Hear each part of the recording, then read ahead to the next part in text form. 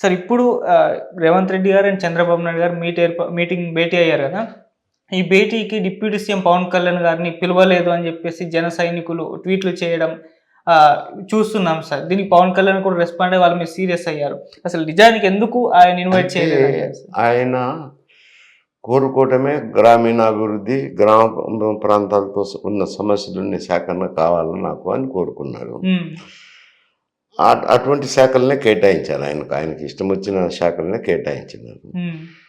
ఆ శాఖల్లోకి సంబంధించి ఈ ఈ విభజన సమస్యల్లో తగాదా ఏమి లేదు. హ్మ్. సమస్యలు ఉంటే కదా, అది ఏదో జలవనరుల శాఖ మంత్రి, ఆహ్, ఉమ్మడి ఆస్తులకు సంబంధించిన మనుషులు, ఇటువంటి మంత్రులు పిలుస్తారు. ఓకే. ఈ మంత్రిత్వ శాఖకు సంబంధం లేదు. హ్మ్. సంబంధం ఉంటే పిలిచిందిలేండి. సంబంధం లేదు కాబట్టి ఏవైతే తగాదాలు ఉన్నాయో సమస్యలు, ఆ తగాదాలకు సంబంధించిన మంత్రులు, ఆ తగాదాలకు సంబంధించిన సెక్రటరీలు మాత్రమే పాల్గొన్నారు ఆ సమావేశంలో. హ్మ్. అందువల్ల ఆయన పిలవలేదనేది కానీ, ఆయన్ను బీడీటీలు చేసినారనే దానికి దాంట్లో అర్థం లేదు. అందుకే ఆయన ఆ మాదిరి మీరు చేయొద్దు అని చెప్పినారు. అవును. ఆయనే ముఖ్యమంత్రి పోయిన చాటుకల్లా ఉప ముఖ్యమంత్రి పోవాలని అనేది అక్కడ లేదు. ఓకే. ఏదైనా ప్రోటోకాల్లో క్యాబినెట్ సమావేశాల్లోనూ దాంట్లోనూ దీంట్లోనూ ప్రాధాన్యతనిస్తారు. హ్మ్. ఇప్పుడు ఇది విభజన సమస్యల్లో ఉండే సమస్యల పరిష్కారం కోసం ఉద్దేశించిన సమావేశము. ఓకే. ఇందులో ఏ శాఖలు ఉంటాయో ఆ శాఖలకు సంబంధించిన అధికారులు కానీ మంత్రులు కానీ పాల్గొంటారు. ఓకే. కానీ సార్ ఇది బయట ఏ విధంగా పోర్ట్రే అవుతుందంటే చంద్రబాబు గారికి, పవన్ కళ్యాణ్ గారికి మధ్య విభేదాలు స్టార్ట్ అయ్యాయి. వీళ్ళిద్దరి మధ్య భిన్నాభిప్రాయాలు వ్యక్తమవుతున్నాయి. గతంలో అమరావతి విషయంలో కూడా పవన్ కళ్యాణ్ గారు 2016లో చేసిన కామెంట్స్‌ని ఇప్పుడు వైసీపీ వాళ్ళు పోస్ట్ చేశారు. అప్పుడు అమరావతికి పవన్ కళ్యాణ్ గారు వ్యతిరేకం. ఇప్పుడు చంద్రబాబు నాయుడు గారు దాన్ని రాజధానిగా చేస్తున్నారు. వీళ్ళిద్దరి మధ్య భిన్నాభిప్రాయాలు ఉన్నాయి. అందుకు నిదర్శనమే ఆయన్ని ఇటు కూడా తీసుకెళ్లకుండా ఉండడం అని చెప్పేసి ఈ విధంగా కామెంట్స్ చేస్తున్నారు. ఆయన కూడా అమరావతికి అయితే ఒప్పుకున్నారు కదా పవన్ కళ్యాణ్ గారు. అవును. ఇప్పుడు వైసీపీ వాదనలు ఏమిటానంటే వాళ్ళ మధ్య విభేదాలు సృష్టించాలనేది. ఓకే. విభేదాలు సృష్టించే దానికోసం సర్వశక్తులు సర్వయుక్తులు ఉపయోగిస్తున్నారు. ఇది ఇప్పుడు అధికారంలోకి వచ్చినాక కాదు, అధికారంలోకి రాకముందు కూడా వాళ్ళు కలుసుకోకుండా చేయాలని కొందరు నాయకుల ద్వారా ప్రయత్నాలు కూడా చేశారు. ఓకే. వాళ్ళని ఎట్టోట విడదీయండి, వాళ్ళిద్దరు కలుసుకోకుండా చూడండి అని. అది ఎందుకంటే వాళ్ళిద్దరిని విడదీయాలనేది వైఎస్ఆర్సీపీ స్ట్రాటజీ, పార్టీ. అందుకు ఇటువంటివన్నీ చేస్తుంటారు వాళ్ళు. సార్ ఇప్పుడు కూడా చంద్రబాబు నాయుడు గారు తెలంగాణ వెళ్ళి రేవంత్ రెడ్డి గారితో మీటింగ్ ఏర్పాటు చేసుకోవడం, తెలంగాణలో టీడీపీ పార్టీని బలోపేతం చేయడం అనేది, అంటే ఈ మీటింగ్ యొక్క ఇంకొక ఉద్దేశం ఇక్కడ బీఆర్ఎస్ లేకుండా చూడడం, టీడీపీని బలంగా చేసేసి ఫ్యూచర్లో కాంగ్రెస్ వర్సెస్ టీడీపీ అయ్యే విధంగా ప్లానింగ్ చేయడానికి చంద్రబాబు నాయుడు గారు అక్కడికి వెళ్ళారు. అందుకు రేవంత్ రెడ్డి గారితో కూడా కలిసి బీఆర్ఎస్ను పూర్తిగా నాశనం చేయడానికి ఇది ఒక ప్లాన్ అన్నట్టుగా కూడా ప్రచారం జరుగుతుంది సార్. మీరేం చెప్తారు సార్? నేను అంత దూరం ఆడది. ఎందుకంటే ఆయన ఉమ్మడి రాష్ట్రంలో ఉన్నప్పుడు 9 సంవత్సరాల దగ్గర ముఖ్యమంత్రిగా ఉన్నారు. ముఖ్యమంత్రిగా ఉన్నప్పుడు ఒకవేళ పార్టీలోని కార్యకర్తలు, నాయకులు కొందరు ఉండొచ్చు, చాలా మంది వెళ్ళిపోయి ఉండొచ్చు. ఎందుకంటే ఏ రాజకీయ నాయకుడు కూడా తమ భవిష్యత్తును గురించి ఆలోచన చేస్తారు. తమ భవిష్యత్తు అయిన తర్వాతనే పార్టీ భవిష్యత్తును గురించి ఆలోచన చేస్తారు. అందువల్ల వెళ్ళిపోయి ఉండొచ్చు. ఉన్న నాయకులు హైదరాబాద్ వచ్చినారు కాబట్టి కలవడానికి వీళ్ళు కూడా ఇన్ఫార్మ్ చేసినారు. వాళ్ళు కూడా వచ్చి కలిసినారు. అంతతోనే పార్టీని బలోపేతం చేసి ఆ పార్టీని బీఆర్ఎస్ లేకుండా అణచివేసేదానికి ప్రయత్నాలు అవన్నీ ఉంటాయని నేను అనుకోవడం లేదు. ఎందుకంటే బీఆర్ఎస్ అంటే కొంచెం తెలుగుదేశం పార్టీకి ఇబ్బందికర పరిస్థితులనే కలగజేసినారు కదా గతంలో. బీఆర్ఎస్ ఇక్కడ అధికారంలో ఉన్నప్పుడు దాదాపు ఆర్థిక సాయం చేశారు ఎన్నికల్లో. అప్పుడు ప్రతిపక్షంలో ఉన్నది వైఎస్ఆర్సీపీ. ఆర్థికంగా బాగా బలమైన ఆర్థిక సాయం చేసి ఎన్నికల్లోకి ఖర్చు పెట్టేదానికి సాయం చేసి జగన్మోహన్ రెడ్డికి మద్దతు ఇచ్చినారు. ఈయనకైతే సరిపోదు కదా, సరిపోదు. సరే, తర్వాత ఈయన ఇప్పుడు అటువంటి ప్రయత్నాలు చేస్తారనుకోను. వచ్చినారు కాబట్టి కలిసేదానికి కలిసింటారు అని అనుకుంటాను. Okay. Hi viewers, welcome to our channel. ప్రస్తుతం మనతో పాటు సీనియర్ పొలిటీషియన్ అండ్ మాజీ హోంమంత్రి మైసూర్ రెడ్డి గారు ఉన్నారు. వారితో ఒకసారి మాట్లాడదాం. సో నమస్కారం సార్. సార్ చంద్రబాబు నాయుడు గారు అండ్ రేవంత్ రెడ్డి గారు నిన్న భేటీ అవ్వడం మనం చూసాం సార్. అంటే విభజన సమయంలో ఉన్న ఉమ్మడి సమస్యల పరిష్కారానికని వాళ్ళు చెప్పడం చూసాం. మరి భేటీ తర్వాత వాళ్ళు ఎటువంటి అంశాలైతే అంటే ప్రెస్ ద్వారా బయట పెట్టలేదు. మరి ఏ సమస్యల మీద వీళ్ళు డిస్కస్ చేశారు? అసలు ఏం జరిగింది? భేటీ యొక్క ప్రధాన ఉద్దేశం అంశాలేంటి సార్? అంటే ఈ కొన్ని సమస్యలు అపరిష్కృతంగా ఉన్నాయి. ఓకే. తెలంగాణ రాష్ట్రం మధ్య, ఆంధ్రప్రదేశ్ మధ్య. హ్మ్. వాటి పరిష్కారం కోసమని ఆయన ఇనిషియేటివ్ తీసుకొని లెటర్ రాశారు. ఓకే. ఆ లెటర్ మీద కలుద్దామన్నారు. కలిశారు కూడా. మొన్న కలిసినప్పుడు హ్మ్. ముఖ్యమంత్రులు ఇద్దరు, చీఫ్ సెక్రటరీలు, ఆ రాష్ట్రం ఈ రాష్ట్రం చీఫ్ సెక్రటరీలు, కొందరు కార్యదర్శులు, ముఖ్య కార్యదర్శులు, ఒక ముగ్గురు ముఖ్య కార్యదర్శులు అక్కడ, ఇక్కడ ముగ్గురు ముఖ్య కార్యదర్శులు. హ్మ్. వారి సమావేశంలో కొన్ని సమస్యలు ఆఫీసర్స్ డిస్కస్ చేశారు. ఓకే. అందులో కొన్ని ముఖ్యమైనవి ఏమిటంటే ఆంధ్రప్రదేశ్కు సంబంధించి విద్యుత్ బకాయిలు రావాలని, తర్వాత హైదరాబాద్లో ఉన్న ఉమ్మడి ఆస్తులు 9th షెడ్యూల్ 10th షెడ్యూల్లో ఉన్న ఉమ్మడి ఆస్తుల బాగా పరిష్కారాలు, హ్మ్. ఢిల్లీలో ఉండే ఏపీ భవన్ సమస్య పరిష్కారము, అటువంటి కొన్ని సమస్యలు. తెలంగాణకు సంబంధించిన అధికారులు అయితే వాళ్ళు కూడా కొన్ని లేవనెత్తారు. హ్మ్. అది ఏమిటంటే టీటీడీలో మాకు భాగం కావాలనేది ఒకటి, అవును.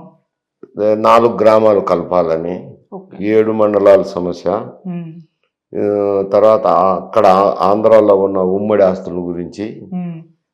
వాళ్ళు లేవనెత్తారు. వాళ్ళ వాదోపవాదాలు విన్న తర్వాత ముఖ్యమంత్రులు ఇద్దరు జోక్యం చేసుకొని, మీరు వాదించుకోవాల్సిన అవసరం లేదులే, ఈ సమస్యల గురించి పరిష్కారం కోసమే మనం సమావేశం అవుతాండేది, ఓకే. ఇది మొదటి సమావేశము అని ఆ వాదోపవాదాల మధ్య దాదాపు వాళ్ళు గుర్తించిన 70 సమస్యలు ఉన్నాయి ఆ రాష్ట్రం మధ్య, ఈ రాష్ట్రం మధ్య. హ్మ్. ఆ 70 సమస్యల్లో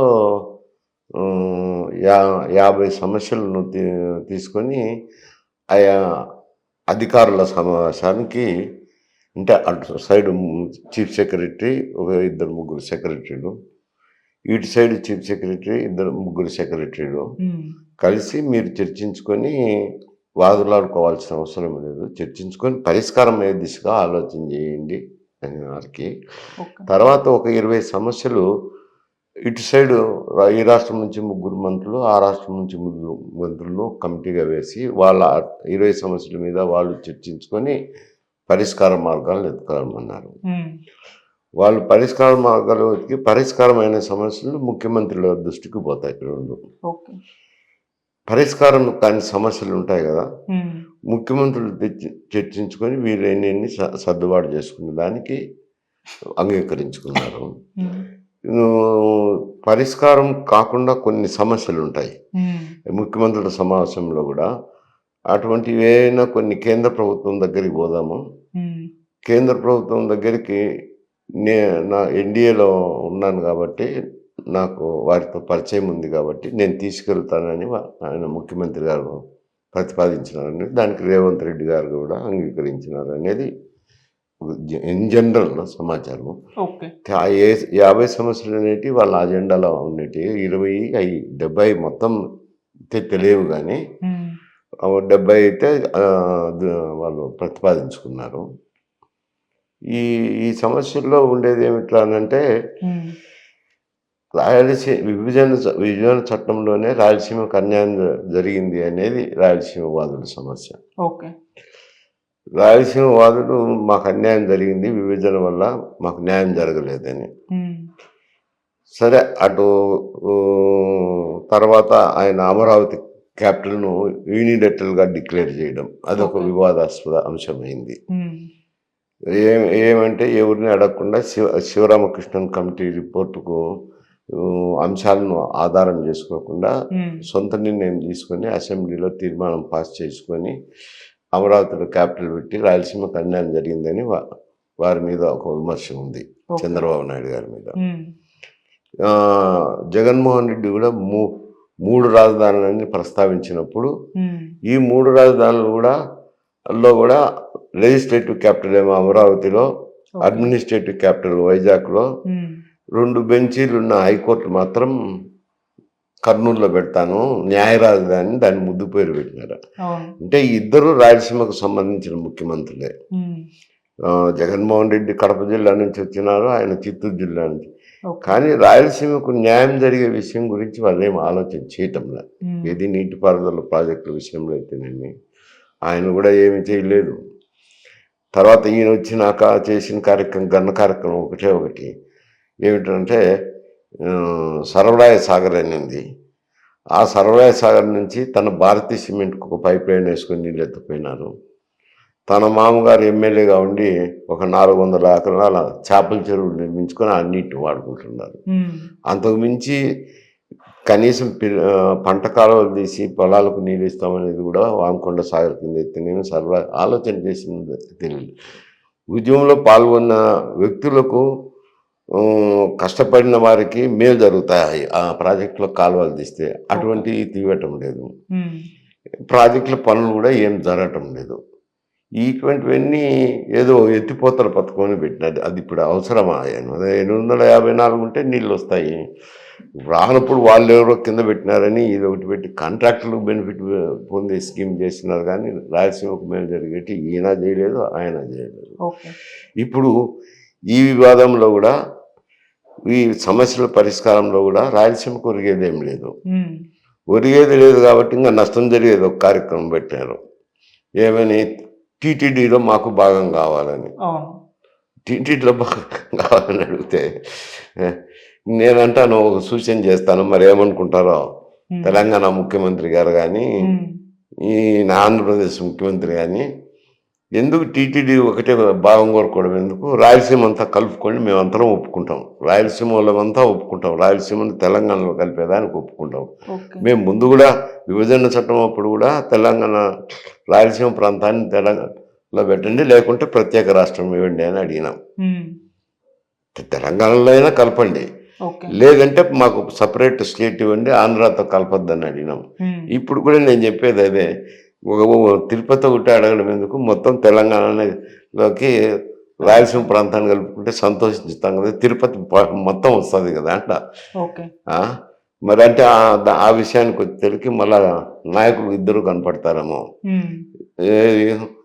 అక్కడ చంద్రబాబు నాయుడు గారు, ఇక్కడ జగన్మోహన్ రెడ్డి గారు, వీళ్ళిద్దరితోనే మేము రాయలసీమ కుళ్ళిపోయా. వీళ్ళు రాయలసీమకు చేసింది ఏమీ లేదు. అందులో ఇప్పుడు వాళ్ళు శుద్ధావతానంలో మాట్లాడడం మంచిదే, పరిష్కారం చేసుకోవడం మంచిదే, కాదని లేము. రాయలసీమకు ఒరిగేదేముంది అని అంటున్నాను.